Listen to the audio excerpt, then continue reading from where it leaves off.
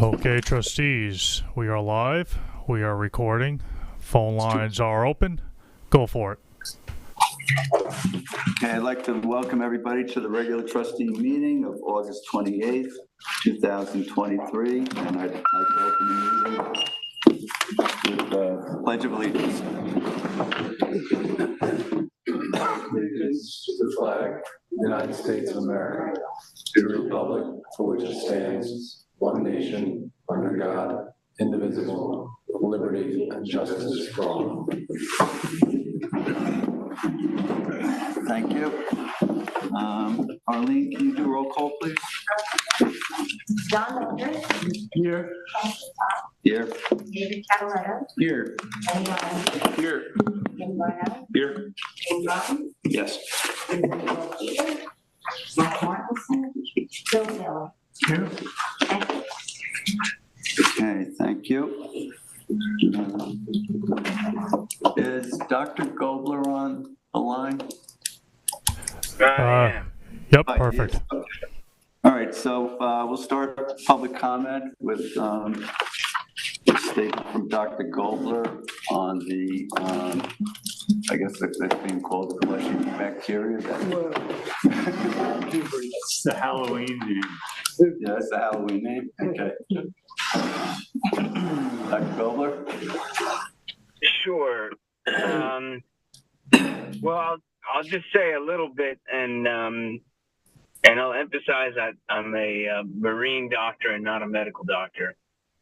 But the organism we're talking about is known as Vibrio vulnificus. And that's really important to distinguish the species because there's many species of Vibrio out there. So when people just say the word Vibrio, in some ways it's not very meaningful. And just as way of quick background, there's another species, for example, called Vibrio parahemolyticus, which is also a pathogen that's been associated with shellfish. But even at that level, within that species, there's like strains that are harmful and strains that are not harmful. And I'll just say on that, the former front, the Vibrio parahemolyticus, that was a big issue in New York and Connecticut waters about a decade ago. Several people died eating shellfish contaminated with Vibrio parahemolyticus. And the solution there was that, in Connecticut, they changed the laws such that to harvest shellfish, upon harvest, the shellfish had to be instantly put on ice. And actually that practice alone made that pathogen disappear. So moving to Vibrio vulnificus, which is the species of this summer, as I'm sure you've seen in the press releases, and there may be some things you know better than I, and Bill, you might want to offer that up. But of course, what is known is there was a press release earlier in the month that 2 people in Connecticut had died from Vibrio vulnificus, and 1 person had died in New York. The people in Connecticut were from swimming in Long Island Sound and the infection of an open wound. The person in Suffolk County, they believed, had consumed shellfish with the bacteria, but there seemed to be a little confusion as to the origin of those shellfish. So Vibrio vulnificus can form and be pathogenic, as I've already alluded to, via infestation and overgrowth of open wounds, and or via being concentrated in shellfish and then via human consumption. This organism is really well known for in more southern latitudes. So, for example, I was over the weekend speaking with a doctor who had worked in the Gulf region, and it's something that they would see on occasion during summer. The organism itself is well adapted to very warm waters and actually somewhat lower salinity waters. In fact, one would think lower than the salinities that we have. Another recent outbreak of this bacteria infecting humans occurred after the significant hurricane that hit Florida last fall, and whose name is escaping me right now, but I think the one that hit Sanibel Island, and with all the fresh water that hit Florida during that point in time, there was following that wide outbreaks of Vibrio vulnificus. I think primarily skin infections, but perhaps shellfish as well. And so I'll also say that I think, the organism probably in our waters found a foothold in July. You may recall in July we had some significant heat waves, and we had coupled with that, as we had kind of all summer, but very significantly in July, some real torrential downpours. And again, that heavy rainfall would depress the salinity of coastal waters and potentially create some pockets of opportunity for the bacteria to proliferate where it may not have had that opportunity in prior years when we'd have maybe cooler waters and or higher salinities.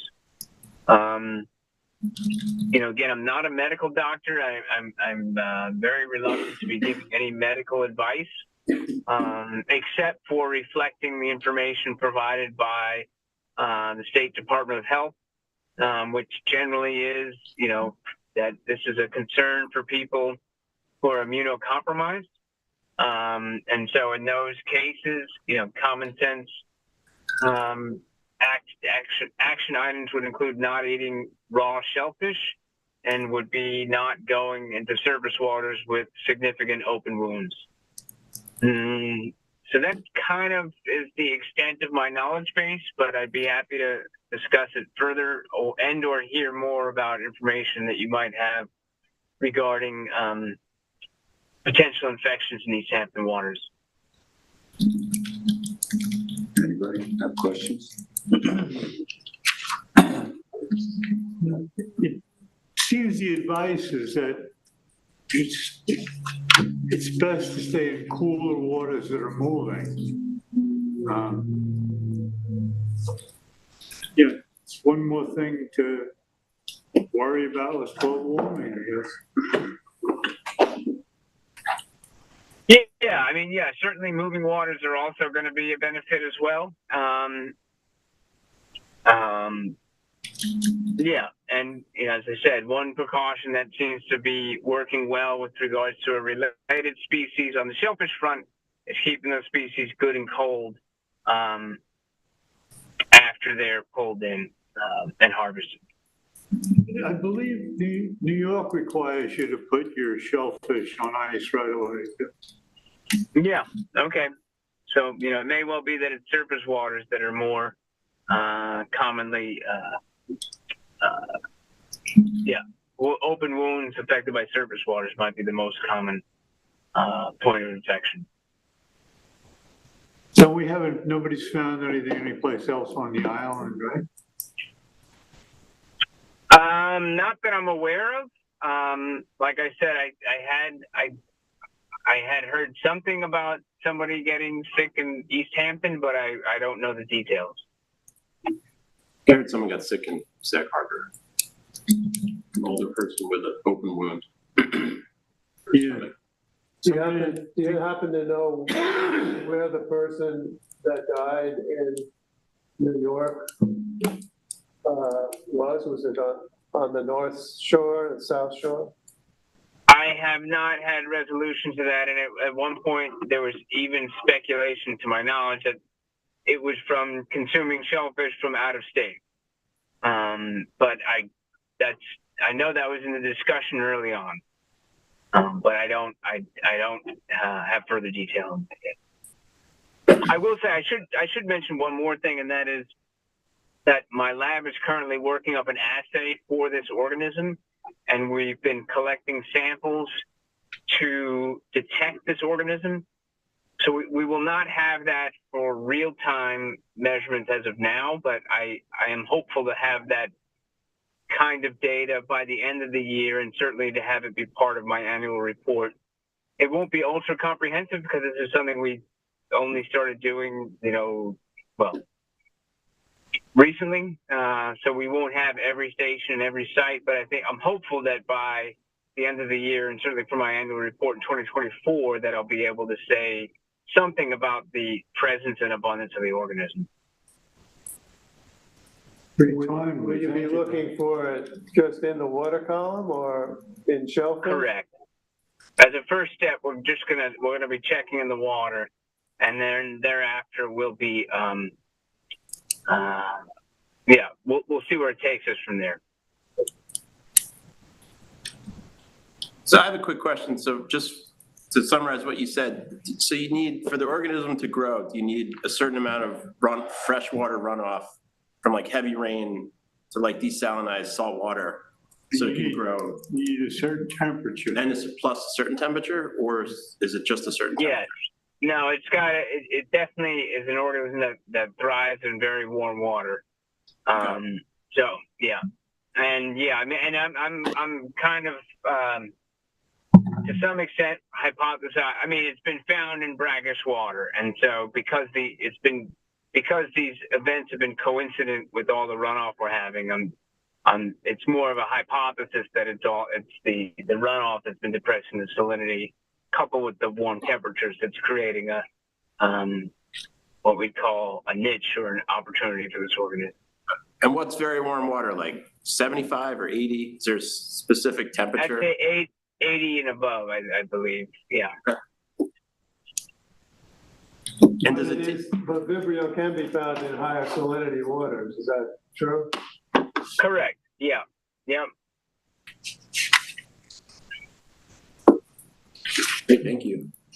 Anybody else? Great. Thanks. Well, thank you, Dr. Thank you Gobler. so much. Thank you. Okay. Yeah, like I said, hopefully come end of the year and into spring, we'll be able to speak more definitively about presence in our waters. Great, Great. Thank you. Thank you. thanks. Okay. Thank you. Thanks, Chris.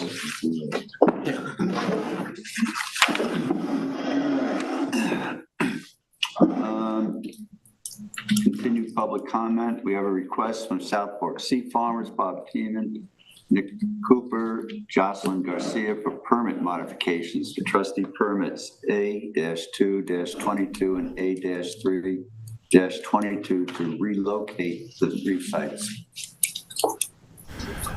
Just before you go on, and for the record, we have 0 calls on the line. Thank you. Thank you. Hey, Nick, thanks for coming. Yeah, hi.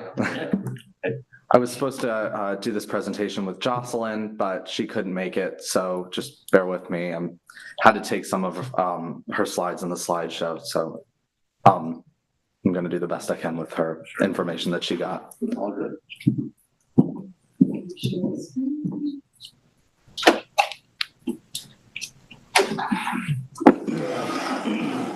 All right, so as we already said, this is a request from the South Fork Sea Farmers to switch the location of our planned second and third oyster reefs.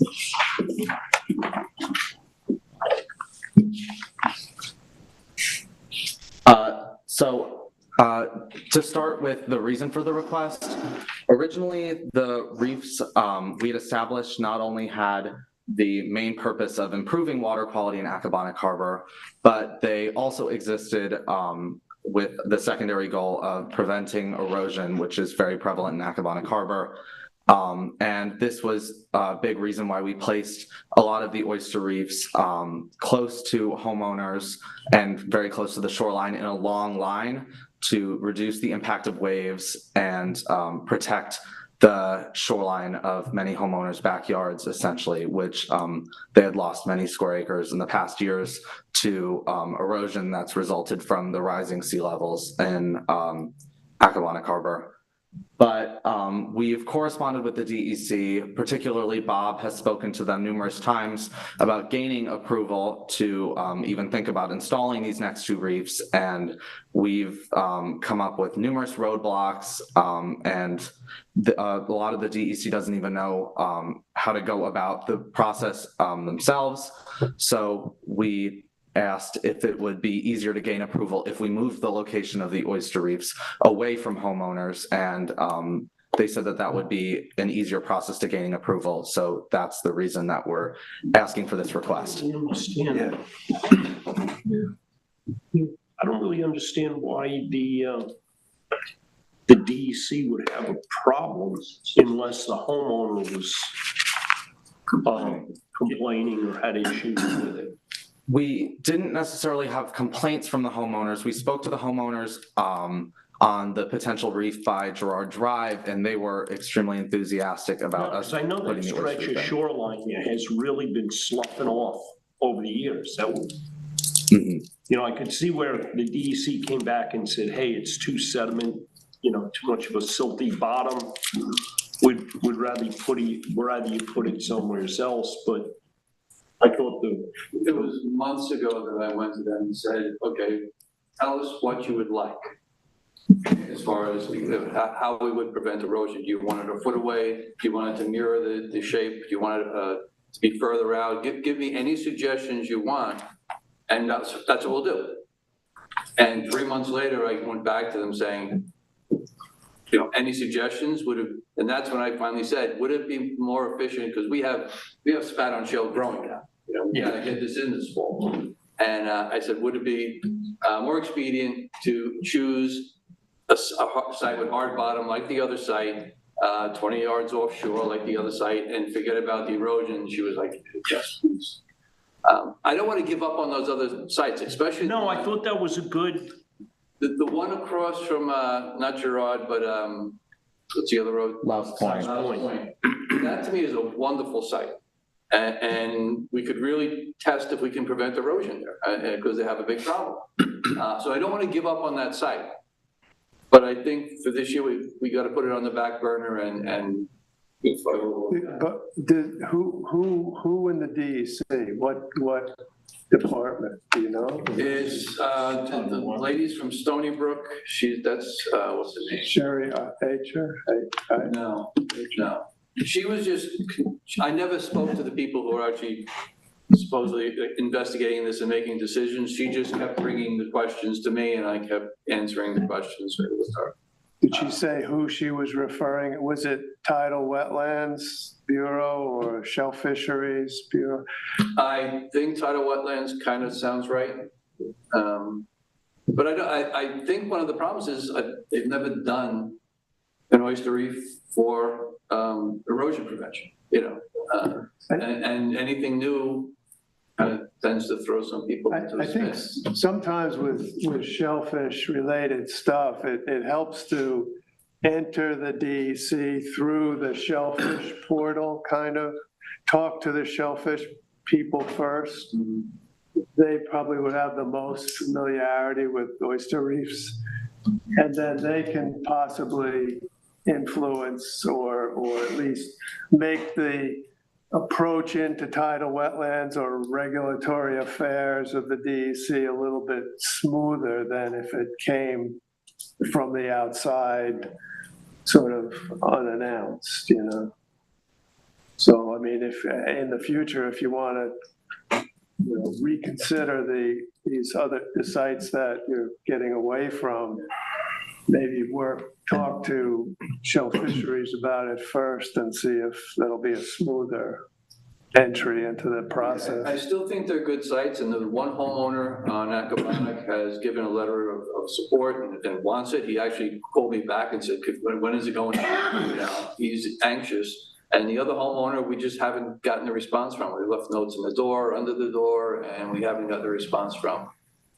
But I don't think that's the only hurdle with the DEC. I think it's just something. Well, have they given an indication they'll fast track this thing for you guys in the new location that you're proposing?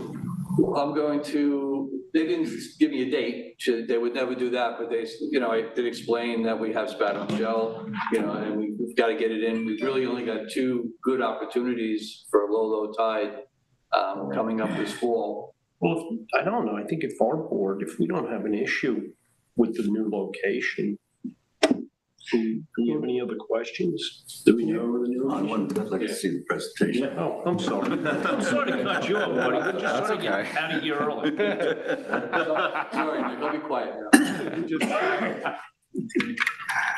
You can go ahead. Yeah, thank you. So as Bob said, we presently have around 250 bags of spat on shell just sitting by the nursery in 3 Mile Harbor, and we're hoping that we can place these bags in a more permanent site in Accabonac Harbor this fall.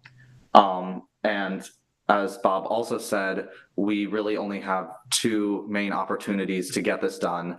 So when placing the bags, we need an exceptionally low tide so that we can see what we're doing. With the first reef, we had the spring school help, and it wasn't necessarily the lowest tide, and the bags just kind of ended up being thrown everywhere, and we had to fix it ourselves to start. So the 2 low tides that we'll be seeing coming up are September 28th, 29th, 30th, and October 27th and 28th. So hopefully those are 2 dates that are feasible for us to possibly begin work on actually constructing the oyster reef this year. So for the location of the second reef that we're planning on building, so this would be possibly the more immediate reef that we'd want to begin work on soon. It would be located directly next to the reef that we already have established. Just like the other reef, it's going to be on hard bottom. And this time we are hoping to make the reef, and the first reef we made was a long line parallel to the shore, which would have worked for erosion prevention. But now that we're shifting gears away from that, we want to make the second reef 7 yards by 7 yards, which 49 square yards still keeps us within the boundary of maximum of 50 square yards. And our reason for doing this is that it actually increases the number of bags we're able to place in a specific reef. And it would increase the filtering capacity of the reef while keeping the reef within that 50 square yard footprint. So the reef is 300 feet from the nearest duck blind, which you can also see on the map on the other side of Reef 1. And we're hoping that the more compact shape of the reef, while not only just increasing the filtering capacity of the reef, it could also help minimize the reef as an obstacle to boats and dogs that may be coming through the harbor. And this is just a closer look at the second reef. So again, it's directly next to the first reef that we already have established. So for the location of a third reef that we were looking at, it would be in a different location from reefs 1 and 2. It would be across from Girard Drive. So if you look at the map on the right is the peninsula where Girard Drive is located. And so it's across the harbor on the other side. So reef number 3 would be west of the oyster gardening site that's already located in Accabonac Harbor. And again, it would be on hard bottom. And similarly to oyster reef number 2, we are hoping to make the reef 7 yards by 7 yards, again, to increase the filtering capacity of the reef. This reef would be 200 feet from the nearest duck blind, which you can see with the yellow pinpoint on the map. And again, also the compact shape would minimize the reef as an obstacle to boats and dogs. How do you guys access it? So accessing Reef 3 is definitely something that me, Bob, and Jocelyn and I have discussed because it's not as connected to like an open piece of land. But with the science research class we take in the high school, we get a large grant, a large amount of money set aside for us. So personally, I haven't used any of that money, so I'm hoping that I'll be able to get a kayak this year, and that would make traversing the harbor really easy. If not, Bob has plenty of kayaks. Jocelyn also has kayaks at her own home, which we've used in the summer. How do you cart your bags over? When we did the first reef, we used Wally Skip. Okay. Yeah, we use a boat for that. Okay. But for like regular maintenance of the reef, we would just use a kayak and get over there. So, if there's any questions, I'd just like to add something about that. duck blind.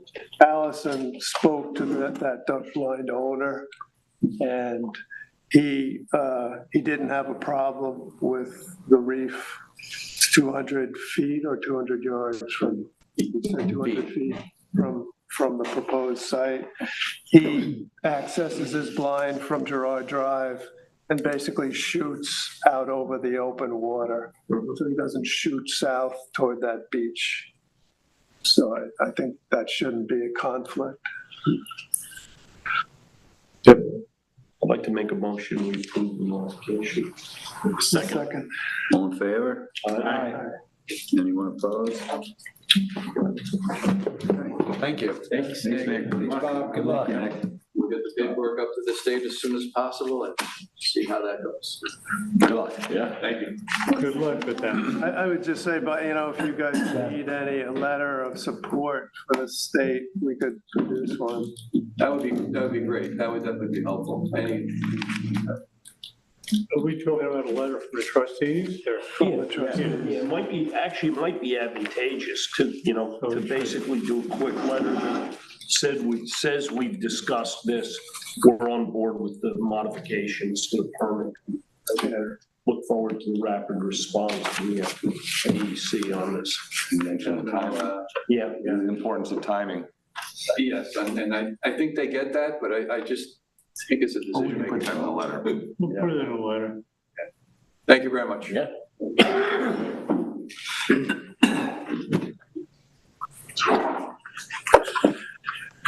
Matt, do we have anybody on the line? You have 0 callers. Thank you. Thank you. All right, we'll move on to new business, sort of. The latest on the plan contest. So Susan's kind of the committee chair, but Ben and I are on it, and we're excited for our first largest clam contest at the Amagansett Life Saving Station Museum, September 24th, 12 to 3. So we've got our judges for the clam contest. We each need to bring in 3 prizes, right? Each trustee. That's kind of the goal. That's the goal. We've got a big sign that's going to go at the trustee office to tell everyone that's going to be around the corner. When are you putting that up? We're going to put that up the first week in September, so next week. So it'll be up for the holiday weekend. Yeah, we should get that up. Yeah, we have it. This week. We have it, right? Yeah, I can go by the end of the week. We can put it up tomorrow. We're going to be there tomorrow, so maybe we'll just put it up we'll do it tomorrow. We're going to be, On stage. yeah, we're going to go to the grounds tomorrow and kind of map everything out. We've got all our picnic tables and everything set. So we got LTV coming, so everything looks pretty good to go. And Are you looking for growth? Does it seem like there's gonna be more? yeah, that we're thinking we're gonna have more people because we have a bigger circle kind of Yeah, with I the think so. museum, and there's more room. People stay longer too, I would think. They're just yeah. not gonna grab. And you've got a bunch of hot dogs that were donated, so we're gonna have a lot more. 600 hot dogs. A lot more food, so, and, Dave Wachowski from John's Drive. I'm not sure. Yeah, I'm more. so yeah, that's kind of it, and, anyone who can be there to help out or be on hand, and What time is setup? so when was set up last We time? got there around 10. 8 o'clock. No. No, no. No, you might have gotten there. exactly. The Susan rest of us got were there. there at about 8 o'clock. Yeah, I think we got there, I think it was like 8. I saw a poster floating around here. Yeah, so. They'll probably have to start earlier because we have to card everything down. That's true. I mean, It's a good couple hours setting everything up. we're gonna map it out tomorrow. If anyone wants to meet us. It's electric. How's the electric? Yeah, we got electricity, we got tons of outlets, so we're gonna have the. You guys are gonna Draw a little. where this is gonna go and that's gonna go and what they need and what they need. Absolutely, Because yeah. I remember we ran a lot of electric cord last year. That was, Where are we getting electric from? From The the, museum, there's Okay. outlets outside, so the band's gonna be on the deck there, so on the porch, there's outlets there. How many amps? That's, what's gonna predict what you can. is it up to date, you think? yeah, it's up to date. Yeah, now the problem is if all those outlets are all ponied, to the same circuit breaker. We could always run. That's a cord good from our call, I'll office, too. check. We could, you have to put a generator or something to run on. volumes. I think the The band amperage brings is their own generator. less than the amperage in the Bluff Road building? It's, that was all put in like 8 years ago, 6 years ago, but we can.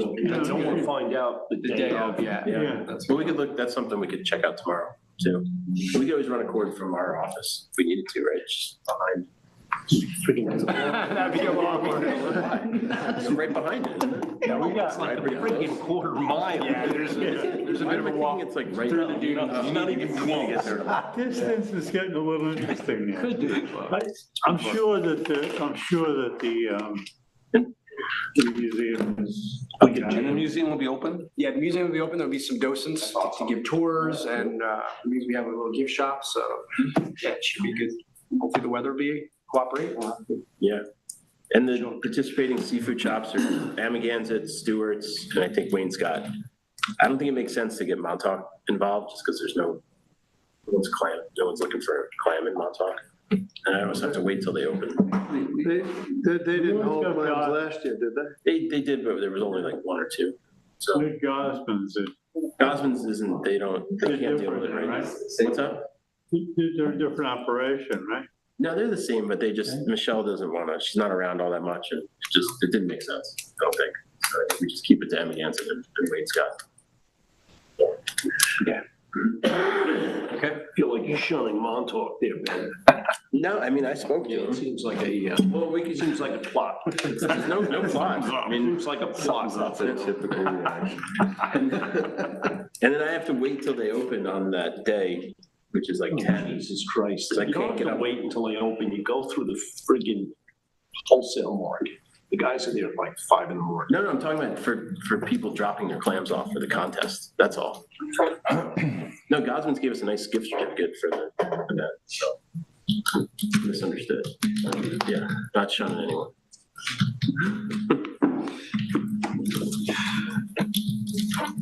That's it? I think so, yeah. What's the host, get the posters up? Yeah, everyone should get some posters up. Yeah, it looks like Arlene gave us a nice checklist of everyone that participated last year for local businesses for gifts, so. It's pretty easy to go through that. So, and you got a month to get 3, so I think that's fair. All right, does anybody want to add anything to old business? We're like wide open here. Don't let this slow you down. Keep going. Okay, committee reports. This might be a record. All right, administrative, payment of the bills. East Hampton Marina, $415.65 for fuel. Impact insurance, $10,773 for pump out boat insurance policies for both boats. Is this, What's the do deal we with need the, the active terrorism insurance? Yes, you do. It's very important. It's only $100. Don't you go back to terrorism? We do, we added it. Well, it's not, you can't exclude it from the homeowner, but from the commercial policies, you have the option. But it's not expensive. I think we keep it in. It's pretty novel. Because our homes are targets. It could be. Those pump out boats can easily be targeted. Yeah. Too soft, one element. Yeah, those could be, yeah, I understand that. Do I have a motion to pay the bills? Make a motion to bills. Second. All in favor? Aye.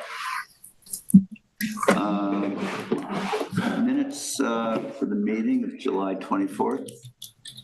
Anybody have a chance to review? Yeah, I did. I made a few comments. I'll make a motion. We accept the minutes. I'll second it. All in favor? Aye. Anyone opposed? Okay.